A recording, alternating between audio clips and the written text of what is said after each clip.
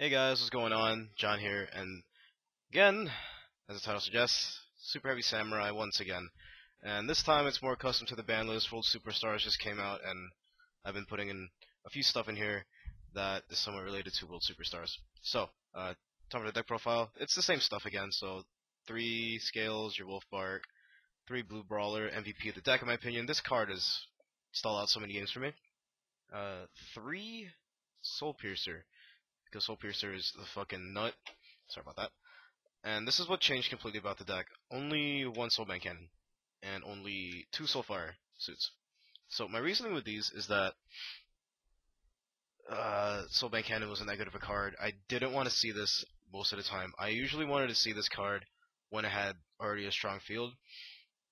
And since a lot of shit doesn't destroy anymore, this is usually just a clogged card in my hand. And I want to reduce as many cloggy hands as possible, and you'll see with my future card choices. So moving on with that. 3 Flutist, the most broken card in the deck, because, as you guys know, tribute it, special summon a Super Heavy Samurai monster from our hand, which is mostly going to be Benkei, and if a Super Heavy Samurai is ever targeted by a card or effect, banish it, negate it, destroy it. Always fun. And again, nothing changed. 3 Trumpeter, best card. I like this card, it's personally amazing. And lastly, 3 Benkei for the Super Heavy Samurai monster count. 3 Benkei. I've seen people play 2. Don't play 2 unless you are complete trash at this game and have no access to a 3rd Benkei. So that's it for the Super Heavy Samurai monster count. And now for the miscellaneous shit that's in here.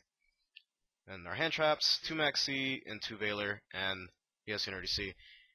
But 2 Maxi and 2 Veiler, hand traps are becoming more and more relevant this format, so you're going to want to stay up in our game. And only 2 Swift Scarecrows this time because Gores is at 3 now. And I don't want to see this card early. I don't want to open up with this card. I really don't want to open up with it. I want to see it mid-game. My opponent has a little edge over me because as Super Heavy Samurai, you're naturally going to be behind in card advantage. And 1 Birdman and 1 Fortress. This is staple in the deck. I might bump up Fortress to 2, so there's hope for that. And the last 6 monsters we play is 3 Gores. As you can see, I don't have a Ghost Gold rare anymore. Mainly because I couldn't find another Ghost Gold. But 3 Gores, it's at 3. Rejoice. So, yeah, Gores at 3 is fucking amazing. And Infernoids are probably the most trolliest matchup. And Gores kind of punishes Infernoid because all the monsters they summon are pretty beefy.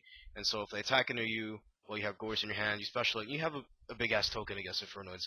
And Gores pretty much punishes overextending in general. So that's why we gotta play 3. And not to mention his super heavies were always open. And the last 3 monsters, and this is pretty damn new, 3 Assault Halberd. This is the newest card that just came out today, I'm pretty sure. And my reasoning with Assault Halberd is that he can add himself. He can add himself, and he's a Cyber Dragon. And everybody loves a monster that can be special summoned for free as long as your opponent has a monster on board.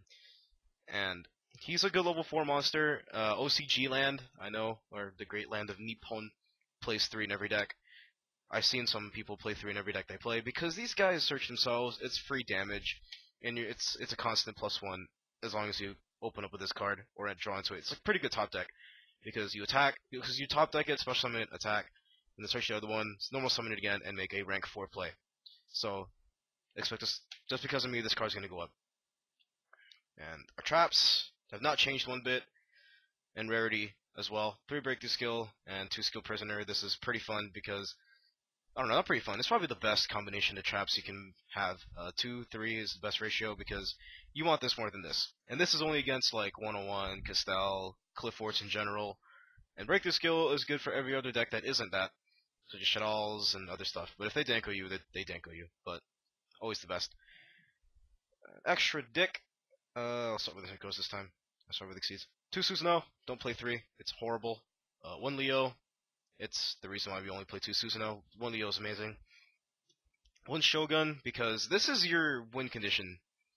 Any combination of these plus this is a win condition because against BA, you summon this and you put Dante in attack. They can't hide behind Dante anymore. They can't hide behind whatever they have. You just force them into attack and get free damage. And this is the newest card I have put in the collection here. One Barkian, because I totally forgot. What do you call it? Scales does not limit you, unlike what do you call it? Trumpeter? Yeah, Trumpeter limits you. Meanwhile, Scales does not limit you to only super heavy samurai. So Barkin's always fun, and it's usually against trap heavy decks like BA. So Barkin's good. And welcome to the family, Secret Rare Goyo Guardian. Goyo, again, he's a good beater, level 6 beater. You pretty much just Flutist plus Scales or any level 4, as long as you don't special summon Flutist, or Trumpeter, as long as you don't summon Trumpeter. Goyo is your main level 6 guy. So, now our rank 4s, 2 Gear Gigant, staple, Dank Rebellion, staple, 101, because Cliffforts are still a thing, Exciton, because I don't have a Castell, this, mainly against, Infernoids. Gaga Samurai, newest card. I love this card to death. It's fucking amazing. Cowboy, if you want to push for damage. And Abyss Dweller, if you absolutely hate graveyard effects. So that's it for the actual deck profile, and now is to answer some questions from the previous build I had, like side deck and shit. The one recent discovery I found was Mischief of the Yokai. I did not find out about this card, or I didn't really take it into consideration because I was like, Mischief of the Yokai, what the fuck is that? Then I got wrecked by Teller Knights, and I found about this card, and what it does is it reduces a monster's level almost on the field. Almost on the field loses 2 levels until the end phase, and the sweet mechanic, you can banish it and target one monster, it loses a level, so that's pretty fun. And another side deck option for you guys, if since Minecraft is everywhere, you can side in Gemini Imps, because you only have one search card in the form of the crossbow, and you only have one search card, just the crossbow. But whatever you search the crossbow is key, and you kind of don't want that getting mind crushed. So siding into Gemini Imps, the game after, is priority. And against Virtual Beasts or Infernos in general, you can just Lancia, because Lancia does not need to be special summoned. You distribute it from your hand, so Lancia is always good. And some questions about the Jinzos. I'm not main decking these at all. I'm siding them in because, yeah, I do have multiples of every card, but this is mainly for educational purposes. But siding in Jinzos, always only side in Jinzos, because you don't know if you're going up against Necros or a trap heavy Senju build or a trap heavy Cliffort build or Spirit Beast in general. So you don't know what you're going to be playing against, and you kind of don't want 3 cards in your deck to be completely dead. So that is it. And I think I have another card in here that I want to show you, but I don't know what it is. I'll have it somewhere on the screen. I think Mischief of the Gnomes is, I think, a good side card against Necros. I think. I don't know if it's a good side card against Necros. What it does is every monster in your hand, in either player's hand, lose, I think, 1 level, even if they're summoned, and you can banish it to do the same thing. It has the awesome mechanic as the Mischief of the Yokai. But yeah, I hope that answered some of the confusions. Oh, and the Fire and Ice hands. I don't know about Fire and Ice hand. I have 0 room for monsters, and I don't want to take out the traps that I already do have and risk siding them in. So yeah, the hands are good. I recommend the hands. Monarchs maybe, but at most, I'm only going to side in 1 Majesties and 1 Vanities. I don't want to ruin my deck, because this deck relies on special summoning, and this deck also relies on monster effects, and siding in Vanities and or Majesties to yourself is pretty bad in my opinion, because it kills your deck. But it also kills your opponent's deck. On the bright side, you do have a huge ass beater.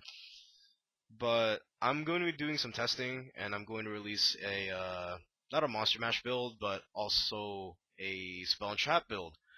A normal build where it doesn't have the Trumpeter. It doesn't have the Trumpeter, and it's not going to have Susanoo, because Trumpeter and Susanoo require no spells and traps. So I think, yeah, so be wary of the build where I don't play, where it's not complete Monster Mash. So hope you guys enjoyed this sort of little deck profile. Or it's like 10 minutes. But yeah, I hope you guys enjoyed it. Click the young subscribe button somewhere down here. It's down here. Click the little subscribe annotation on the screen for some legit Yu-Gi-Oh content. I don't fucking know. So yeah, I'll see you guys next time.